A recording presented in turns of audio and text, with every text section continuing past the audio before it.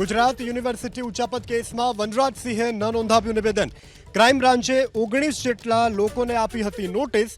પૂર્વ કુલપતિ registrar advisory કમિટીના સભ્યોને નોટિસ આપવામાં આવી હતી. કમિટીના સભ્ય વનરાજસિંહ સિવાય દરેકે પોલીસ સમક્ષ પોતાનું નિવેદન આપ્યું છે.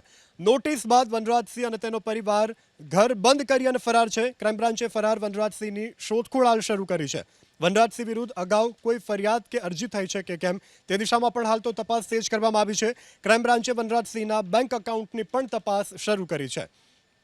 તો ગુજરાત યુનિવર્સિટી ઉચ્ચાપત કેસમાં વનરાજસિંહ કે જેણે નિવેદન નથી નોંધાવ્યું, ક્રાઇમ બ્રાન્ચે 19 જેટલા લોકોને નોટિસ આપી હતી.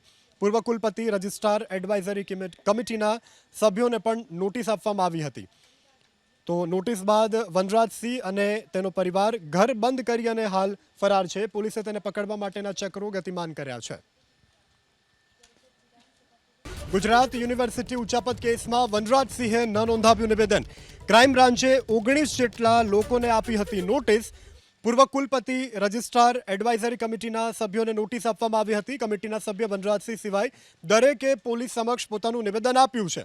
નોટિસ બાદ વનરાજસિંહ અને તેનો પરિવાર ઘર બંધ કરી અને ફરાર છે. ક્રાઇમ બ્રાન્ચે ફરાર વનરાજસિંહની શોધખોળ હાલ શરૂ કરી છે. વનરાજસિંહ વિરુદ્ધ અગાઉ કોઈ ફરિયાદ કે અરજી થઈ છે કે કેમ તે દિશામાં પણ હાલ તો તપાસ તેજ કરવામાં આવી છે.